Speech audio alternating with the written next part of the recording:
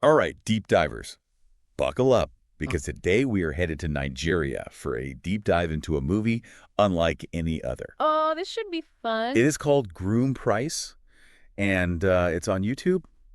And you know those classic romantic comedies? Well, this is not that. Not even close. No, not even close. And get this, the woman is the one who pays the groom price. Yeah. Yeah, you heard that right. So we are going to be looking at cultural expectations around marriage and relationships, power dynamics between men and women. Oh, and we'll see if love can actually prevail when it all starts with, a price tag. Which it doesn't always, right. Sure. What I find so interesting about Groom Price is how it uses humor to tackle these really complex social issues. It's Yeah. like these larger than life characters. And it's almost like the movie is holding up a funhouse mirror to all these norms that we have around relationships Yeah. and marriage. Yeah. And speaking of larger-than-life characters, our leading lady, Patricia, I mean, she's incredible. Talk about a powerhouse. She is something else. She is killing it in real estate. She's independent. She's successful. And she is strong-willed. But, don't mess with her. This woman has a temper. Oh, yeah. Remember that scene where she, totally blows up at the waiter? The waiter, with the cold drink? Yes. Yeah. That scene where he brings her a cold drink, that's Patricia in a nutshell. That's you, No nonsense, just get it right. But underneath all of that, you can tell that she's a little bit vulnerable, She talks about how she's frustrated with dating. She thinks men are intimidated by her success. Which, let's be real. It happens. It does, Yeah. all the time. Yeah. And so that leads her to do something, well, pretty radical. Let me guess. She gives up on dating. No, she doesn't give up on dating. She decides to just completely flip the script. Instead of waiting around for Mr. Right, she decides to, get this, pay a groom price for a husband. Whoa. And not just any husband. She wants a husband from her village. Okay, hold on. So she's reversing the whole tradition of the groom's family paying the bride price? Interesting. So what's the motivation there? Right. What is she trying to do? Is this some kind of power play? Is she desperate to find love and just do it on her terms? Or is it maybe a little bit of both? Yeah, a little column A, a little column B. Right. Yeah. And that's where Sparkle enters the picture. Sparkle. Sparkle. This is the guy that she picks to be her husband. And let me tell you, he is no knight in shining armor, okay? Really? No. From what we can see, he is kind of a troublemaker back in the village. Maybe even a little lazy. Oh. And definitely entitled. Yeah. Oh, and the nicknames that he gives Patricia, oh my God, it's hilarious. What does he call her? He calls her Baby Scorpion and Scorpion Queen. I know, right? So I take it he's not intimidated by her success. No, not at all. Actually, those nicknames, as funny as they are, they also tell us a little something about, who's trying to be in control here, right? Yeah, there's definitely some power dynamics at play there. And it is very clear from the get-go that Patricia's the one wearing the pants in this relationship. There's actually this great scene where she's, explaining the house rules to Sparkle. And she's basically saying, look, you're going to be a full-time house husband. And Sparkle's like, wait a minute, I got to do what? Classic. I know, right? I gotta wash dishes. He is so worried about his reputation. Yeah.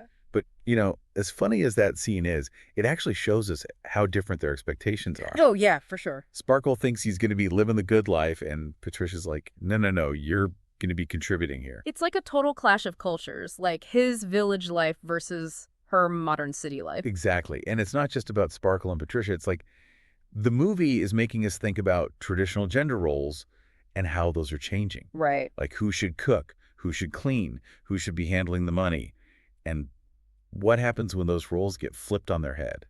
Good questions. And it seems like this movie has some interesting answers, or at least some interesting perspectives. It does. Okay, but here's where it gets interesting. Sparkle, right? He's not just some one-dimensional village guy. He actually changes a lot over the course of the movie. Yeah, it's really cool how they do that. It's not this sudden, overnight transformation. It feels very natural, it comes from within. It does. Remember when he steps up and negotiates that real estate deal and he gets an even better price than Patricia was expecting? Oh yeah, that's when you're like, okay, Sparkle, there's something going on here. Yeah. He's smart. Right. He's got this whole business side that we didn't know about. Totally. And you start to wonder, is this really him? Or is he just, adapting to survive in this new world that he's in? It makes you think about change in general. Are we really just products of our environment, or do we all have this core self that stays the same no matter what. Deep. I know, right?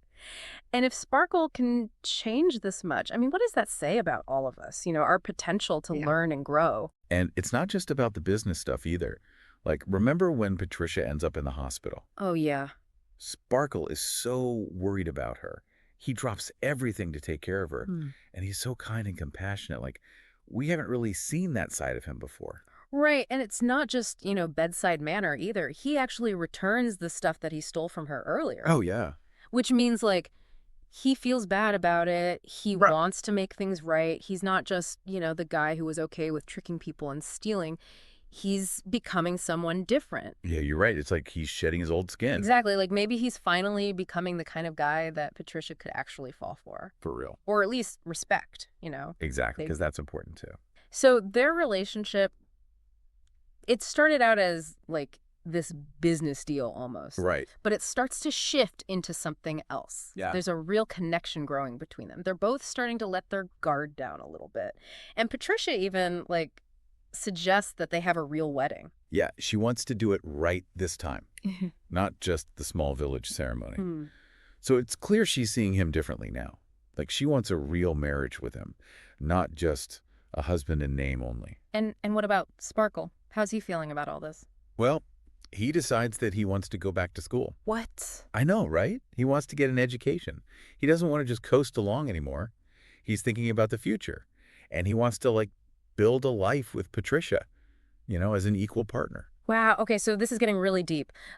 Can love really grow from something that started so transactional? Yeah. Can a relationship that started with such different motives actually become something real and lasting? Right. Like, what does this say about how we think about love and relationships? Do we all need to have shared values, similar backgrounds, some kind of, compatibility score? Right. Or can love just overcome all of that, even when things start out, well, maybe a little superficial? And it's not just about romantic love, right? Like we see Patricia, who's this, super strong woman. She shows some real vulnerability, especially when she's in the hospital. Totally. It's a good reminder that even the strongest people need support and care, Exactly. She's not just a boss lady. She's human. Mm-hmm. She has needs and wants like everybody else.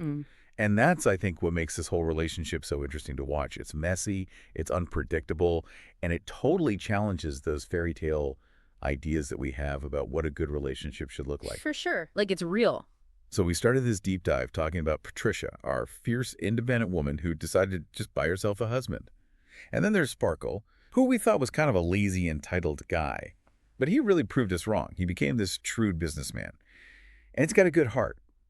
But the question is, can their marriage, the one that started with a price tag, actually turn into real love? Well, and I think the movie does a really clever thing here. It doesn't, wrap everything up in a nice little bow. We see their relationship changing, they're growing closer, but it's not a typical happily ever after ending. Yeah, and honestly, I kind of like that. It feels more, I don't know, realistic.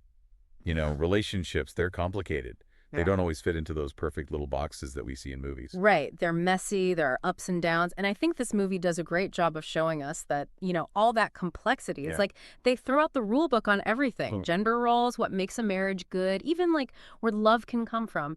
And it makes you think, but it's not like they're hitting you over the head with a message. Totally. It really makes you, as a viewer, participate in this story. Yeah. You're not just sitting back watching. You're actually thinking about your own beliefs. Yeah. Was Patricia right to do what she did?